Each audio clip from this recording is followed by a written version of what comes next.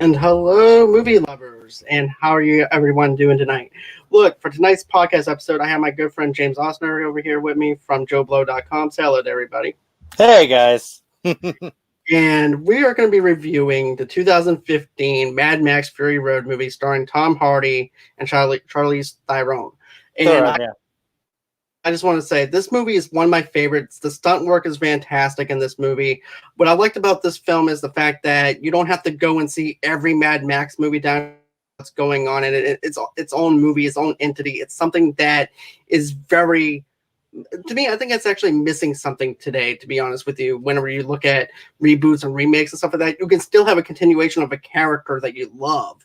And you don't even have to really dissect into everything that Mel Gibson did prior to this. And I feel like that's what they need to do with some reboots and some remakes. You can have these characters have their own adventure and stuff. What about you? What do you think? No, I agree. Well, look, the Mad Max franchise is probably it's between that and Friday the 13th. The lamp is falling. Oh, that looks cool. Sorry. They're two of my favorite franchises.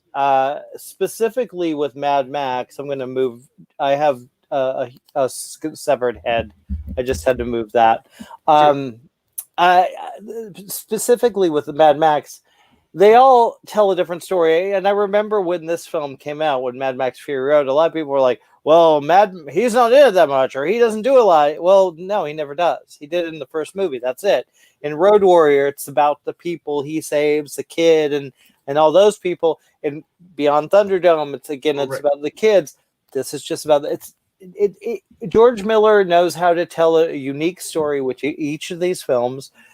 This is probably my favorite. Fury Road is, as far as I'm concerned, it's a masterpiece. It's one of those films that holds up remarkably well. I just watched it again last night for who knows how many times. Mm-hmm.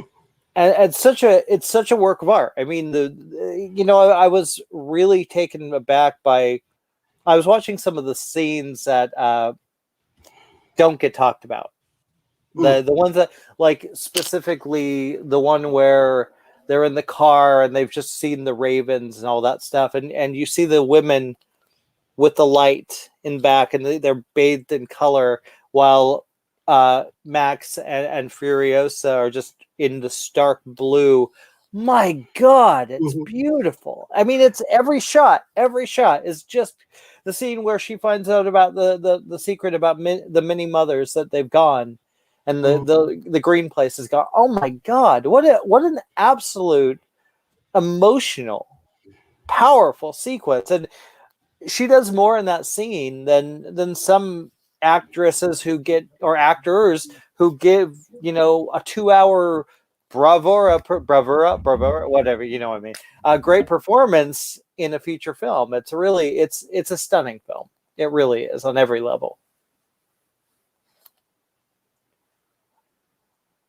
I don't hear you anymore. Most definitely, I think my favorite scene would actually have to be the scene in the desert, like you mentioned. I love whenever they're going through the desert and they're speeding through the desert. And you see the colors, the vibrant colors and everything behind them. That is just an awesome scene altogether. Cinematography is very spot on, very on point. I also liked how they went into the other mothers and stuff like that, like you mentioned. I thought it was really very well put together whenever you have that and everything. And it has a lot more background story and everything. Yeah, some people were saying, well, there's not much of a story. I said, yeah, there is. You just have to go ahead and look at it and everything. I said, with the mothers, called visual storytelling. That's right. What it is. It's there. If you actually listen to the dialogue, if you actually watch the movie, yes, absolutely, there's a story. Absolutely, it's not they go back here and they go back there. I think, unfortunately, film today I can't panders a little bit, because everything I think they feel like the audience needs to have things spelled out for them. I don't believe that. I don't believe that at all. Right. Great quotes there, by the way. Mediocre. Mary McGee, she said Medicore. Mediocre. Mediocre. What a lovely day. My other co-host, Charlie. How's it going, guys? Hey, Thanks, Charlie, for being in. but there's actually a different way of acting, right? There's actually here's the thing. People think you need dialogue to act. Don't get me wrong, you need dialogue, but if you actually look at the way they looking and the way that they're glued into their characters, that's all you need. You need the visualization of what they're glued into. And that's what sucked me into it right away. And I also love when we're introduced into Max and everything too, because of the fact that Max is actually being hung upside down. He's being tortured and everything. Yep, and then he's being somebody's blood bag across the desert. Yeah. It's such a remarkably creative movie. Like I love what I love about it is you can watch it all these times and you see all these little details, and you see, when they do find the women, the mothers that survived, you see Max making out a little map of what could we do. He's thinking about everything leads to what's going to happen next in such a beautiful way. And I have to give credit to the side characters, because oftentimes a movie like this, you got Furiosa, you got Charlize Theron in a remarkable performance. Should have gotten an Oscar. And you have Tom Hardy, who's phenomenal in this film. You also have these girls who are remarkable. These are beautiful performances from everyone.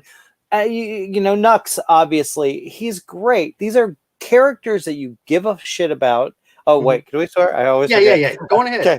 Sir, so go ahead. You get characters you care about. You don't mind investing in them because they're just so well done, and you don't need. Yeah, the dialogue isn't overdone, but it there's enough there that tells you everything you need.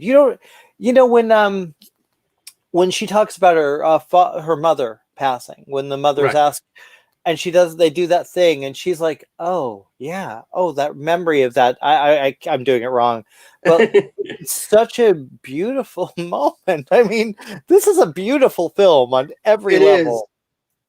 So the part that you're talking about and everything, you can actually feel like that she's remembering that memory and everything too, because you can actually feel that emotion, that depth into that character. It's like, and they don't even do it in a flashback scene either. They just do it, and it's just shot beautifully, to be honest with you, the way they did that. And it's like, yeah, that memory, and then it hits you in the feels with that, to be honest with you, because of the fact that she lost somebody that she cared about. And even though you don't have no connectivity with that character that she's talking about, it just gives you that gravitas of caring about that character, that emotional attachment to that character, which is something important in cinema. And you feel for her. You really do. And all these actresses, Charlize Theron, then of course you also have the other actresses as well. They did a fantastic job in this. Every single one of them. Every single one. It's there are so many layered, beautiful performances from every single character. Even Rictus, there's stuff with that guy. He's so good. He's such a. I really should be looking up their names. I'm blanking on his name. I just looked it up yesterday too. But like there's such a it's full of life. Everything's full of life. Even the smaller, even Miss Kitty is a delightful character. You're just, and it's such an amazing world to kind of disappear into. And I mean, like, and I have to say, I think it has one of the best reveals in any movie ever made. And that is when, they're about to go after Furiosa and the camera's kind of going down on these guys with their drums, and it's going down, and you see the guitar player. That is just, it's mind-blowing. It is. The guitar player for me is one of my favorites, and that's also Charlie's favorite, though, to be honest with you too.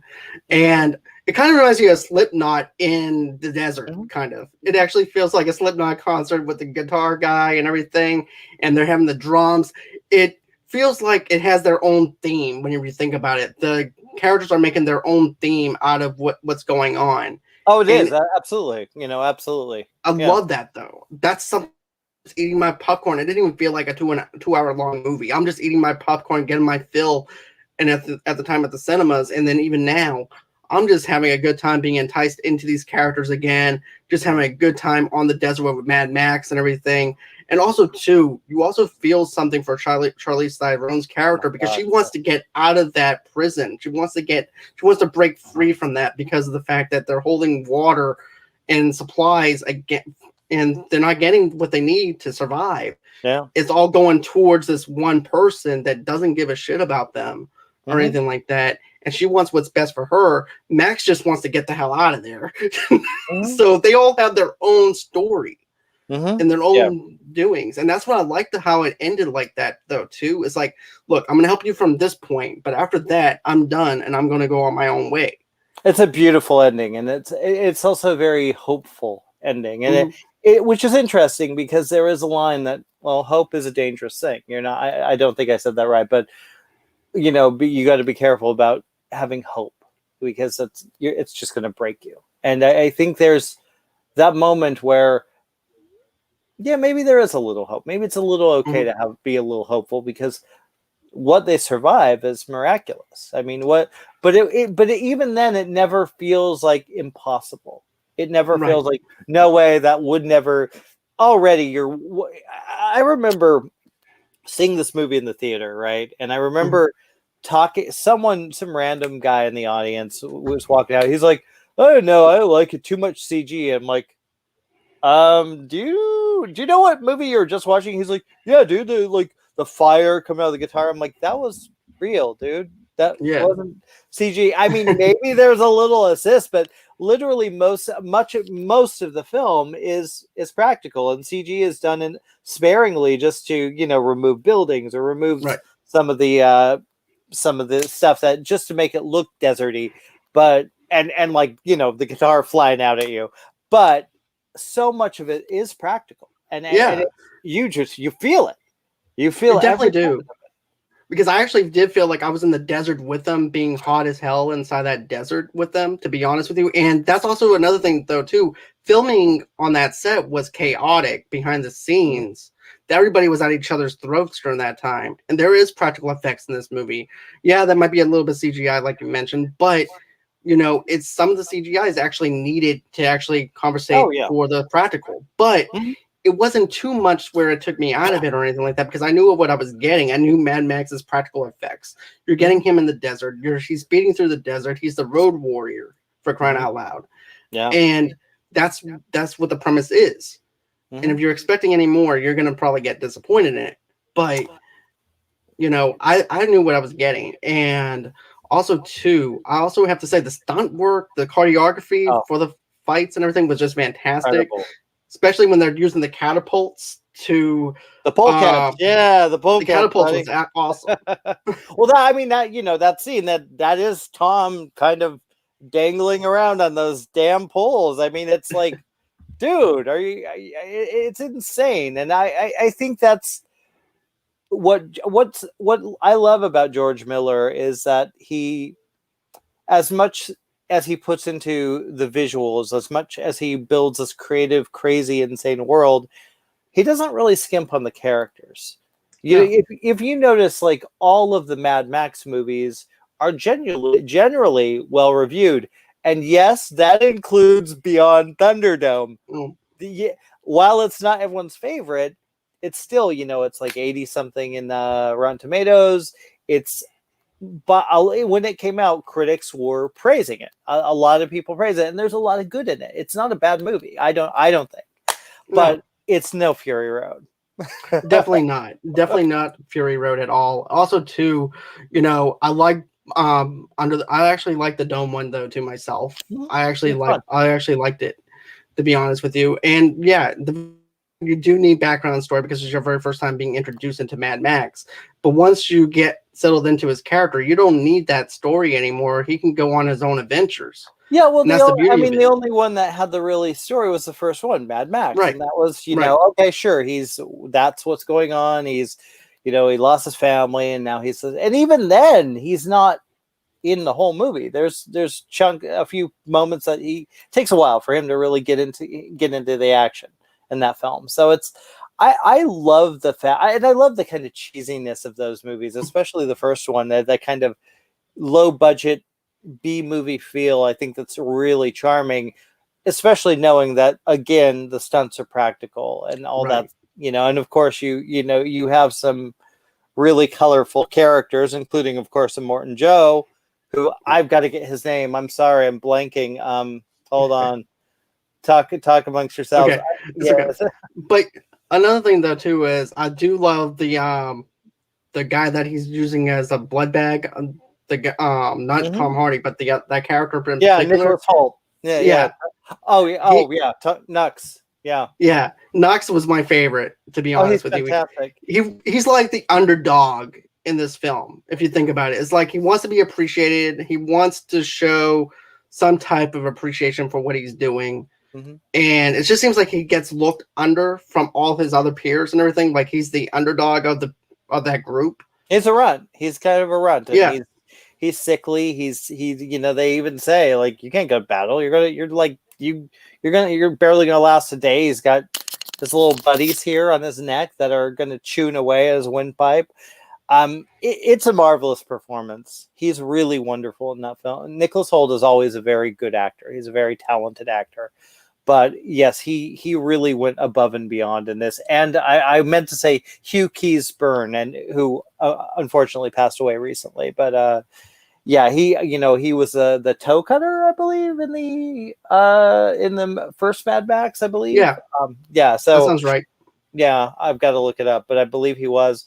But like, there's something about these movies that just resonates with me. They always have. And I think that maybe it's the lone character out in the middle of, a wasteland trying to, not necessarily trying to do good, but always kind of ending up having to help people and having to do good. I think that's a really, oh, there he is. There he is. That guy. There he goes. Like that. You can't say, there he is. Okay. Yeah.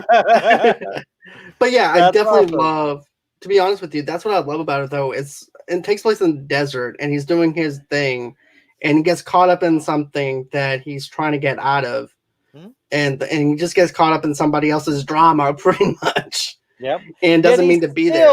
He still cares. He still and from the beginning, he's like, he sees the ghosts of all these people that he couldn't save. And there again, there's so much character there. There's so much character in this movie, and that's why it always drives me crazy when people, there's no plot. It's just him. They go this way, they go that. No, you're not paying attention. No. You're not paying attention. Because that was even making me wonder, to be honest with you, when I first saw it. I'm like, okay, these are ghosts of his past that he's being haunted by. And it makes it so much more connectivity with it, and everything makes it more cohesive. And and that's something that you need in a Mad Max movie. You need to show some type of history for people that hasn't seen this movie or any of the other movies, even though they don't really connect together. But it shows you, hey, look, I've been on the road this long of a time, and I've been running into other people, and these are the ghosts that I've been running into, and my demons are following me because of the adventures I've been on. He says that early on. He's like, I've got the living and the dead following me after me, and he does, and hops in the car, and suddenly all the war boys are coming after him. I mean, what an amazing opening sequence too! My God, that just a brilliant piece of work, and it's thrilling, and you're just like on edge from before it even says Road Warrior or Mad Max Fury Road. You're just wow, mind blown, and it really very rarely lets up, very rarely. And to be honest, like I said before, it doesn't feel like a 2.5 hour movie. It feels like an hour and some more minutes. It's about 2 hours. I think it's just 2 hours. Right. I don't believe it's 2.5. Right. But it doesn't feel it. No, you don't feel it, because sometimes you go into a movie, right, and you're like, okay, they're beating a dead horse sometimes. When is dinner on? Did I leave my stove on? What's going, But with this, it feels like, okay, I got the introduction. I'm ready to, and it feels like you're on a chase with them. And everything. You don't feel like that you're watching them. It feels like you're on the road with them. And some movies, it's actually hard to actually picture yourself on a road trip through the desert. But the way George Romero did this, George Miller, George Miller. The ways George Miller did George Romero's awesome too, though. We could talk all about him. That amazing guy. But yeah, that's what I meant. But if you look at it though, and the way he has things set up and those set pieces, he knows exactly where to put those characters in. He knows exactly where to move these characters. Yeah. And it makes you feel proud to actually have a director that knows what he's doing and what he wants done with these characters. Mm-hmm. And man, I was just blown away with the stunt work, the whole entire cinematography, then of course the music in itself. I was gonna say, the music is this soundtrack is just a Mondo version of it. One of the most gorgeous soundtracks I've ever heard. I love this, by the way. Check that out. Oh, that is sweet, dude. That is really awesome. Yeah, I'll show you the other one. They have Junkie XL did such an incredible job bringing. Don't forget to like and subscribe, everybody. But yeah, he did an incredible job again building it. It's just constantly building, and whether it's like you said, this action sequences are just marvelous. The scene where they drive through the pass the first time, all the guys on the bikes who basically are like, "Hey, we expected a few people, not like 3 war parties." They're freaking out. They're going after them. It's just that's a magnificent scene. And I like that they improvise it, when they suddenly their truck's on fire. Okay, well, let's get all the dirt, kill the fire with the dirt. All these little moments, all they do is make it far more interesting. Even simple stuff like, how she gets him in the truck, how she convinces him to let her and the girls in the truck. It's like, they're not going to be nice to you with it. I don't care. Do you want that thing off your face? Okay, sure. It's right at that moment. He's like, I need you. Yeah, I have no choice. I need you. You guys need me more than I need you right now at that point. Yeah. In time. And he wanted that thing off his face. So yeah, I would definitely wind up helping them out, no matter if they didn't like me or not, or anything like that. So I would definitely, I definitely see it in his perspective on that as well. And then also too, the stuff that they are doing is not easy at all either. You have girls hanging out of the tanker truck. You have them fighting. You have a pregnant woman that's in there though too, fighting for her life, because that's why they're getting out of there in the first place, because she doesn't want to be the mother to this guy, this god awful asshole or whatever, and not only that, but even if she did stick around, who's to say that she was going to live or anything like that? He'll probably kill her, or he'll just be milking her just like all the other ones, because that's all that would be the life that she would actually have. Again, it's, you have Zoe Kravitz, who's great. You have Rosie Huntington. Gosh, I always forget her last name. I'm going to look it up. Whitley. I want to name these girls because they're so phenomenal. Riley Keough. I'm saying her name wrong completely, I'm sure of it. Abby Lee, Courtney Eaton. I mean, there's just such a marvelous. I feel like we're missing someone. They are just as much a part of this movie to me as Max, as Furiosa, because again, they're all rich in character. They all connect. One of my favorite moments in the film is when Riley's character goes up and finds Nux just laying there, just devastated and defeated, and instead of treating it as a joke or being haha or being like, oh, weird, what a weirdo, it's this heartfelt, beautiful scene where she's finding sympathy. She's finding this moment where she connects with him. She's touching his lips. What a beautiful fucking scene. Really beautiful scene. And it definitely is. And she's like, what are you doing here? And she's just over there just being caring and showing some sympathy towards him. Yeah, she realizes not all those people are bad.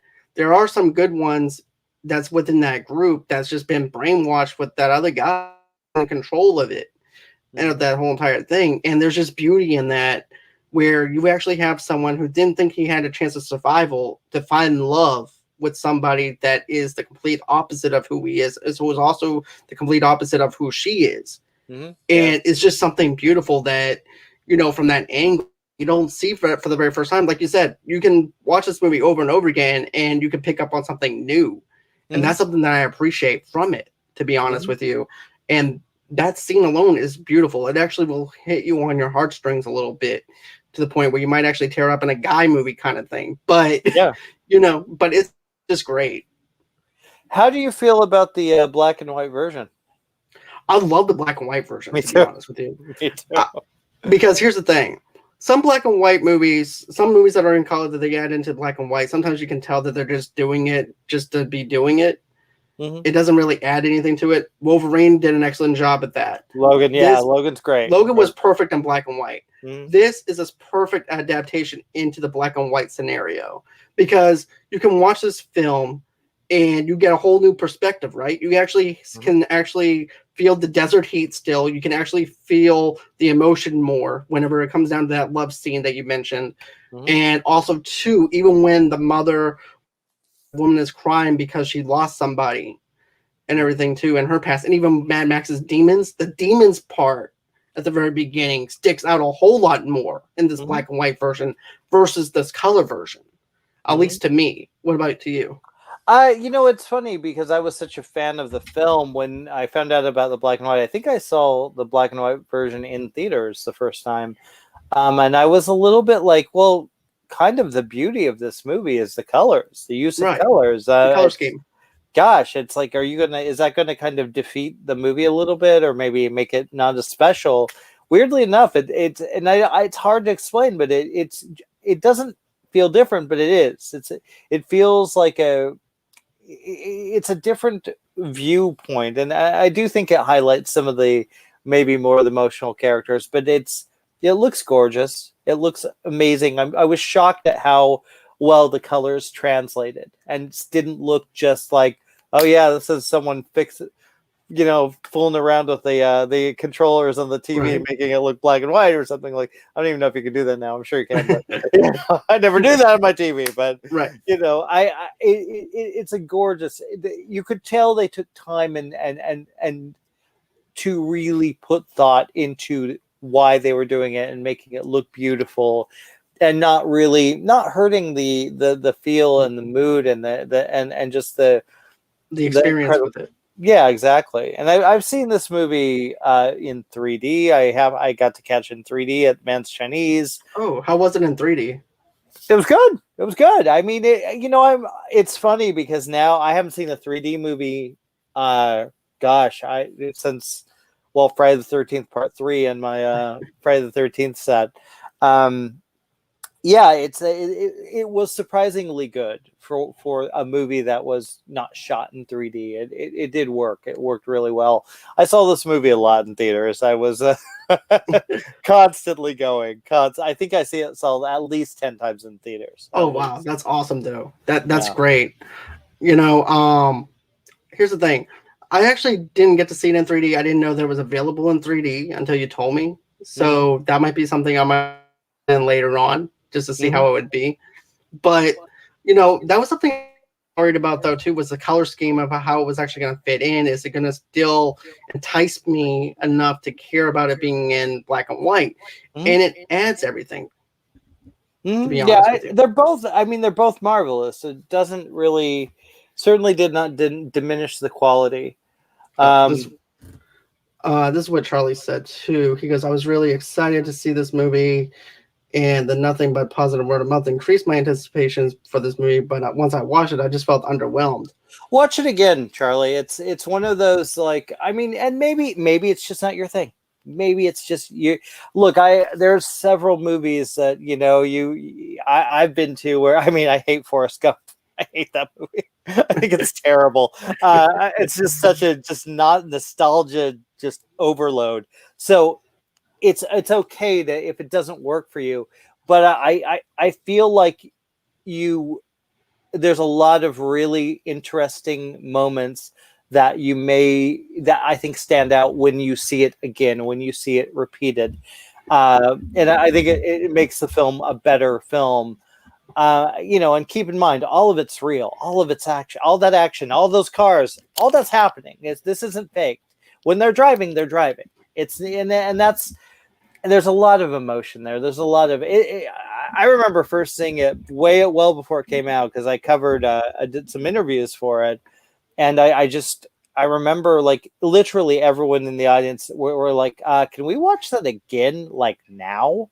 It was just it's an amazing film in the theaters as well, but I feel like it does hold up, and it's on HBO, so it's on HBO Max. So for those of you who haven't seen it or want to revisit again, it's available, easy peasy. It's right there.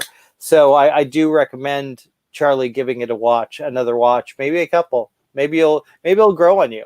Right, because there are some movies out there that I didn't really care for at first, and then all of a sudden it just grew on me. Mm-hmm. And like I said, or it could be the case of, okay, this movie may not be for me, but at the same time, you can question why somebody might like the movie and respect why they like it, though, too, sure. Even though it's not for you. I think we get into this kind of, and I think, unfortunately, I'm not a big fan of the trashing movies for fun. And I think it's like, like I get why people like them. Like the CinemaSins, I think, is one. It's something, where they break down what's wrong with this movie. And I'm kind of like, okay, that's not my thing. I don't enjoy watching, I don't mind criticism. That's not the problem. It's just, for me, that's kind of a celebration of what's shitty about a movie. And I'm not really into that. I'm going to celebrate even a movie. Like, one of the things I like about my job at Joe Blow is that I can see a movie that I don't like, and I'm just like, wow, I have to do the junket for this. I have to go interview the actors for this movie. And then you talk to them, and you're kind of like, you get a little bit of a sense of, oh, okay, well, this is what they're trying to do, and this is what they're, okay, maybe they didn't hit the mark for me, but okay, cool, I get it. Of course, not everyone has that luxury. That's a luxury that I have. But I do feel that we're in an age where I think that, honestly, for me, I prefer to see even movies sometimes I don't like. I prefer to see them twice, because I always feel like I get more out of it the second time. And there's some movies that just I love the first time, and then I watch it again. I'm like, no, I'm not really feeling it anymore. I'm not really, or the opposite. And this movie is one that I just, every time I see it, I'm invested. The last time I saw it, ironically, was at a cemetery. Before this show, we in LA, we have a cemetery that does late night screenings. Well, we did back before pandemic, but like you would, you all gather and you watch this movie on this huge wall in the cemetery.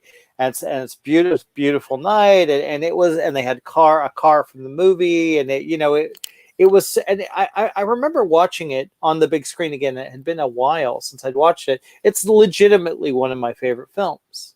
Absolutely one of my favorite films. I'm not just talking about that year. It's one of my favorites. It would go in my top 5, just because I don't know, it spoke to me on so many levels. Just a real work of art. It's definitely a good piece of art, though, to be honest with you. I actually own the movie and stuff like that, so I watch it pretty much whenever I don't have anything else going on or anything like that. I'll just pop it in, even though it's on HBO Max. It's like, I like having the physical touch of a disc, for sure, and just putting it in, and I love that, and I just fall in love with the movie all over again, like it's my first time watching it. And yeah. And it's just something that Mad Max Fury Road is one of my top films of 2015 and everything. And I just had, it was just a fun experience in the theater. It was just something that you can just go ahead, have fun with your friends. You don't have to take something serious or anything like that, and just a good time having this journey with Mad Max. Well, and you can see it that way, but there's also a lot of meat in there. There's a lot of meat in there. You can, if you are in the mood to be like, oh wow, oh my god, oh shit, like the emotion, the emotional levels that this movie takes on. That I think that maybe some people don't pick up on if they're just going, well, they're just driving the car. They're just, and maybe, and that's fine. And that, and that's like, look, there is no movie ever made that works for everybody. It's just not the way it works. And it's also okay to go into a movie that people are praising hardcore and that, oh my God, it's the best movie ever. And it's okay to go, well, I don't know. Didn't I recently? I mean, I can think of several. I was not a fan of Ready Player One at all. I thought it was almost unwatchable. It's because like and everyone kept saying, oh no, the Shining scene, man, the Shining. I mean, that was the goofiest thing I've ever seen. Oh my God. You see, I loved it. I ate that up. But yeah, a lot of people did. But you see, though, that's just that's the beauty of film, though. That's why it's so subjective, right? It's like what one person might see as art, someone might not see it in that same level as you do. And you have to just respect that. And I loved Ready Player One. I loved all that stuff and stuff like that, and also The Shining. I know a lot of people did. Yeah. Right. But that's like, for instance, for me, for example, there was I forgot what movie it was, but they're like, well, what about that scene? I was like, that one scene didn't do legas for me, which means nothing in Italian. Oh, okay. I said that one scene did not redeem the quality of the film for me. Fair enough. So that's why it's a lower standard compared to how you compared it. Because you have it up on this level. My level might be on a medium level compared to yours. So, there's that. And, film's subjective. But I also want to go on and another thing, though, too, is I want to go back where you were talking about where people were just trashing film and stuff like that. That's one of my biggest pet peeves is just trashing film for fun. Because that's somebody else's artwork. Even though they spent hours into making a film, hopefully that you might like, and doing PR. That stuff does not come cheap. Look, you're not required to like a movie just because everybody worked hard on it. Well, even freaking The Room, people worked probably pretty hard on. Even Ed Wood's Plan 9 from Outer Space, people worked hard on. So but at the same time, it's like sometimes it's okay to like a really bad movie. Sometimes bad movies are great. Sometimes you don't want to think and you just want to watch, well, fuck it, I'm going to watch Freddy Got Fingered. That's and that's okay. And it's I always find it weird and not really productive when you like that movie, you're stupid. I'm just like, wow. What world are we living in when we can't? It's okay to disagree about a movie. I remember seeing, oh God, what was it? It was a horror movie. Halloween, the last Halloween that came out. I loved it. I thought it was great, and a lot of people didn't. And there were there were issues I had with the film, but ultimately I had a great time watching it. And it's okay. It's okay to not like a film. It's okay to not be into a film. It's not, like you said, you beat it to death. It's subjective. It is subjective. In saying someone's stupid or saying someone's an idiot for liking a film or for not liking a film is really redundant and it really adds nothing to the conversation. Adds nothing. No, it doesn't. And one of my biggest pet peeves is this. Like, I'm in some movie Facebook groups and stuff like that. Oh, that movie's stupid. So I'm like, okay, I'm going to comment. So I'm like, what made this stupid for you? What was it about? Because you putting nothing into a sentence explaining why you're not liking something makes you look like a 5-year-old at a keyboard that's not explaining anything. Yeah, And then once he explained everything that he didn't like, I said, okay, now we're having what you call a conversation. So therefore we can talk about this.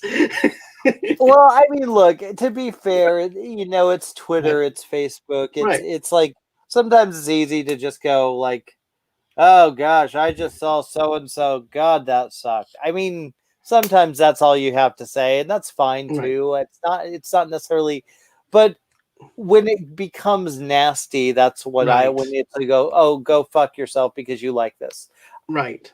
Really? Or this actor is a scumbag because they were in the movie and that movie sucked, or or like the Ghostbusters, the women in Ghostbusters. Oh my God, the hate that those women were getting on the interviews I did with them. You look at the YouTube channel and you're just I can imagine. Wow. I can imagine that, dude.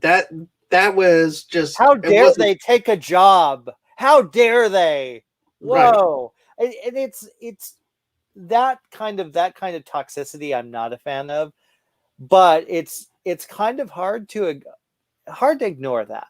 We're in an age where social media has become such a huge prevalent thing in our all our lives.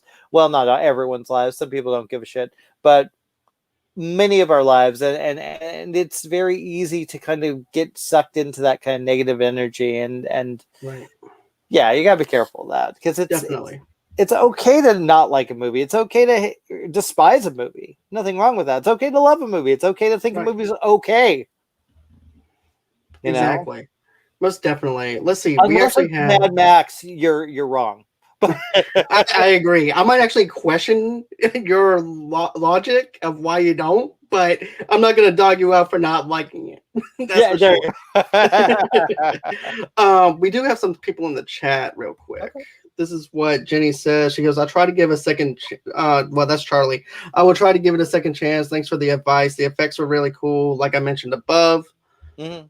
And then let's see. Jenny says, Charlie, watch for the personal stuff. There's a lot of little details in there that I think people tend to miss. And check it, that it's really beautiful, really well done.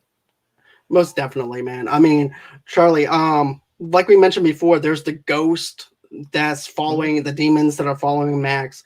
There's also the whole entire thing that I mentioned before, where I was talking about the stunt work with the cars flipping over. Then you also have the teleports and everything coming and everything. There's just, like you said before, there's just so much meat and potatoes in this thing. It's all practical. They weren't faking it. That was, those polecats were going back and forth. Tom had his head almost hitting the ground while they're driving. I'm just like, really?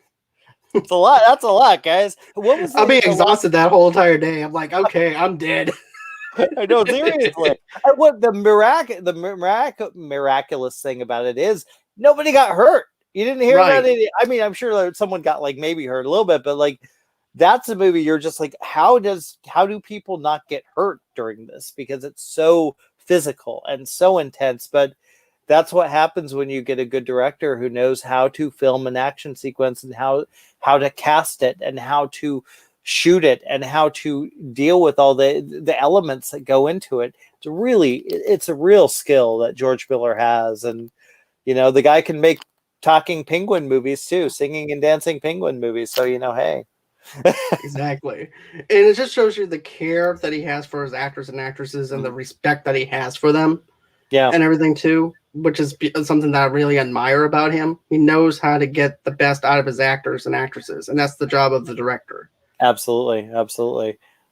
What was the other comment we missed? Okay, I can always find something I like. Yeah, I mean, Jenny's got a good point. There's, even as a critic, I try to find the best of something. I know I'm on mute, but I know you can hear me. Yeah. Yep. I can hear you. Yeah, I mean, I try to. I very rarely will just trash a movie.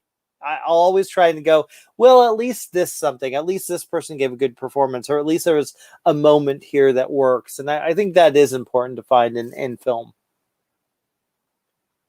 I don't hear you, buddy. You're still on mute. I'm still trying to get used to it, to be honest with you, Mike. But no, what I'm trying to say is this: you can always try and find something redeemable about something in a movie and stuff like that, and come out with something, So that's something unless positive. It's The Loft. There's a few movies that I gave very low grades to, and I really couldn't say much nice about it. They're just bad. They did Vox Lux, another one I'm not a fan of, but it's but at the same time, I would rather celebrate the good. And there's people that like those movies. There's people that love Vox Lux. There's people, I think, there's maybe a couple people that like it, but yeah, I'm not that audience. I'm not going to be one of those audience. I'm not one of those audiences, unfortunately. But yeah, I'm not gonna go on ahead and criticize somebody else's piece of work or anything like that to make myself feel better. Yeah, I mean, look, the job of a critic is to give their take on a movie, and you know, yes, it's not always going to be positive. It shouldn't be. If a critic is giving all great good reviews, there's something wrong with that critic. Right. You know, you can't like everything. You just don't. No one does. But at the same time, I think it's the general approach to it. I just try to approach a movie. I try not to watch the trailers anymore. I try to just go in completely open. I have a movie to review next week, and I was about to watch a trailer, and I'm like, you know what? No, I don't want to watch it. I'm just going to go in. I'd rather see, because I feel like trailers sometimes give too much away. And that's true. When I'm reviewing a movie, I feel it's better to completely go in open, no expectations, aside from you know who directed it or you know who's in it. That's it. Right. I like going in open in a film, and I think that's more exciting to me. It definitely does give you a different perspective when not going to see a trailer or anything like that. With me, I'm just like a one trailer kind of guy. I don't need to see 4 trailers to the same movie. So I'm like, okay, I saw one, I'm sold. I don't need to keep doing trailer reactions to the same movie I saw, and only that. But even as even as someone that is watching a movie or anything like that, just you know how they always do, like on comingsoon.net or something like that. There's a new trailer. And it's like, okay, I don't need to see the trailer. I'm just going to go ahead, wing it, and see what happens. You know, absolutely. I just realized I can look at the comments, and we have some. What is he saying? Charlie's a lot of fun. He's not doing Tom and Jerry. What? You haven't seen Tom and Jerry? Oh my goodness. he saw Tom and Jerry, but. Trust me, I have a whole entire rant video of him doing nothing but talking about how bad Tom and Jerry is. Yeah, it looked pretty bad. I luckily did not have to watch that movie, and I look, but even that movie, you know, I know a lot of families with their kids love that movie. They love it. So you know what? Hey, it's like when I remember covering Comic-Con when Twilight was there, and I remember this long line of girls waiting to get in, and I kept thinking, good for them. They got a movie that they can be excited about too. You know, we got there, you know, they're like, there were a lot of like 13-year-old girls with their moms, and you're like, okay, cool. Good for you guys. Have a good time. Enjoy the movie, you know? But I'm not a fan of Twilight. They did not work for me, but no. you know, there was an audience for it. And so, you know, I'm like, just enjoy yourself. Movies should be fun. It should be a pleasant experience, you know? So, and hopefully we'll get back in theaters soon. Right. To be honest with you, that's actually how I feel. I'm like, I'm not the demographic for Twilight or anything like that. That movie is not for me. I watched the very first one. I actually had to sneak somebody into that movie, to be honest with you, because it was PG-13. Wow. But I'm like, why do I have to sneak this person in? It's a PG-13 movie.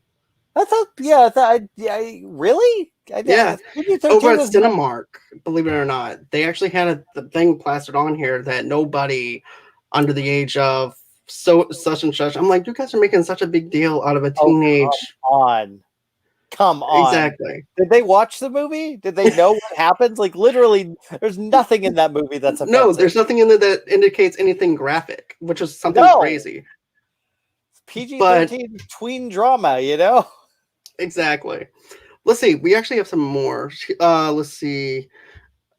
Charlie says, I love that movie. That was really cool. My first IMAX 3D movie was Ready Player One.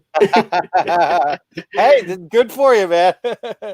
Let's see. The Room was just one of my favorites. So bad. It's a great movie. It's a lot of fun. It's ridiculously bad, but it is a lot of fun. Jenny, there's something I've been doing too. No trailers. So she has been looking at trailers. And she says 100% exactly. The excitement of the kids was cool with Twilight. I have grandkids, so it was funny to watch them swoon, kind of like I did with the Lost Boys. Oh, yeah, exactly. We all had our movies. We all had our moments. And we all, you know, when we were kids, we had the movie that we would love, that we were like, oh my gosh, you know, whatever. And that's, you know, we got that experience. Kids today will get that experience. I mean, I mean, I look at, like, I'm not a huge fan of like all the recent Star Wars. Pretty much after the prequels, I've not been completely on board with the Star Wars off and on, but I still think it's cool that kids are getting to see these and they're like, oh my gosh, they're, getting excited by these stories and these characters, whether they're the same characters that we saw or whether it's a new group, the new batch, like Daisy Ridley and all these people. Good for them. They've got a movie, they got their own toys, and they can have fun with it. They can let their imagination grow. And I mean, we need to be. I love the idea of celebrating movies. Me too. That's really what I love. And I, the older I get, the more I'm like, yeah, let's focus on the positive. But with that said, you can't be a film critic and go, yeah, that was pretty great. And you're talking about something like, well, Twilight. It's like clear. Dude, I love the Friday the 13th movies. I know very damn well they're not all good. I mean, Jason Takes Manhattan is not a good film, but I love it. Me too. That's actually one of my favorites as well. I mean, there's just something about the cheesiness of that, to be honest with you.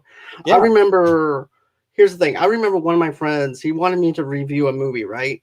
Mm-hmm. And I'm like, okay, I'll check it out. And he was an actor and everything. And he goes, I went on ahead and he goes, what did you think? I'm like, well, I'm going to let you know something. I put it up on my podcast. I gave a positive, but I also gave my negative reaction to it and everything. If you're friends with the director, chances is he may not be pleased with the way I've done it and everything. But I try to do a little bit of it in a positive light, but at the same time also post my negative feelings towards it though too, because you can't have one without the other. Oh, you have to be honest too. I said I have to be honest with myself, not only to myself, but also to my viewers, also to my subscribers, though, too. If I just go in and say, oh, everything's like a white picket fence with bunnies all over it and stuff like that, I'm not being honest with myself. Yeah, and if I'm not being honest with myself, my fan community can actually tell that. So I want to be 100% honest. As well, I can respect that. And look, it's absolutely true that sometimes your tastes change. There's movies that I loved as a kid that I don't love now. There's movies I hated as a kid that I remember first time I saw Clockwork Orange, I was like, what the fuck? I was like, I don't get this at all. This is terrible. And then I saw I should have been watching it. I was way too young watching it on cable one night. And, when I saw it in the context of what the movie was, and I was like, oh my God, well, yeah, no, there's a reason this is a masterpiece. It's a fantastic film. Right. Same thing happened with Thin Red Line. I did not like that movie, even though I was familiar with Terrence Malick. I like his stuff. For some reason, the war aspect didn't work for me, but still, I was watching it and I was like, you know what? I got to go back to that movie. And now it's one of my favorite war films. I mean, sometimes your tastes change. Sometimes the way you see things change. So some things, the way you look at life will change, and that will affect the way you watch movies. So, there's nothing wrong with any of that. No, there isn't. Not at all. Mm-hmm. And then let's see. Jenny says LOL. Then she said ditto. So. Yeah. But yeah, that's pretty much everything I needed to touch on as far as Mad Max Fury Road goes. But what about you? Is there anything else that you feel like you needed to touch on? I think we covered it fairly. I'm curious to see what Charlie thinks when he watches it again. I hope he finds those little moments that just spark, and maybe he'll like it more. Hopefully, but I think it's a marvelous film, and I think it holds up remarkably well. I know it's only been 6 years, but 6 years is a long time, Definitely. Especially after 2020 felt like 20 years in itself. So, it felt like the 1920s, to be honest. Yeah, 2020 felt like the 1920s. Exactly. But yeah, I definitely have a good time with this. If you're looking for a great film where you can follow Tom Hardy through the desert with Charlize Theron, and then of course have great cinematography and also action sequences and good practical, also as well as CGI effects, give this movie a watch. Even if you didn't think that this was the movie for you, go in there and everything and dissect it for what it is, and let us know what you think in the comment section. And another thing though too, give us a thumbs up, give us a like, smash that share button, smash that subscribe button as well. Another thing too, guys, is this: I do have a little bit of an announcement to make, and that is the fact I'm now a part of the Schmoes of the North podcast as well. And don't worry, nothing's going to be changing. I'm still going to be doing my thing. And matter of fact, Louis, the Frenchie, is going to be doing some producing for me on this side as well, I believe, and stuff like that too, and helping me out a little bit here and there whenever he can. But another thing too is I'm actually going to be part of the Schmodown stuff that they're doing on that side. So I'm actually excited about it. As a matter of fact, we're doing Mount Schmodown. We're doing Mark Ellis coming up this Saturday at 3:00 Central Time. Oh, cool. So I'm excited, man. I mean, this has been brewing inside of me with the Schmodown stuff for a long time. So this is just like another checklist off my bucket list. Well, congratulations, man. Thank you, man. Thank you. Thank you so much. Yeah. Let's see. This is what Charlie says. Was it the sand? Was it the sand? It's so coarse like sand line. Oh, talking about Mad Max. Yeah, I would have to remember where the context. Keep in mind, it's like, like Nux with the tree. He's looking at the tree, goes, "It's the tree thing. It's the tree thing," because they're not educated. They don't know what. So I don't want to comment on that line because I'm trying to remember where it came in. Even though I watched it last night, I'm trying to figure out where. I'm sure there's a reason it was like that. It's expertly done. I mean, this is a brilliant film. There's a reason it won the awards it did. There's a reason it should have won Best Picture, frankly. But agreed. That's fine. I don't really pay much attention to the Oscars anymore. So here's the thing: I used to, and everything, and then I'm like, you know what?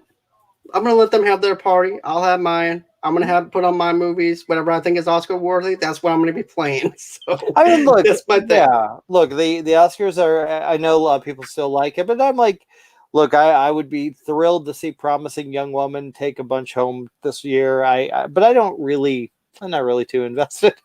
I got my own critics group that I'm happy, but we gave it a bunch of awards. So I'm like, yay, cool. Exactly. So where can everybody follow you at?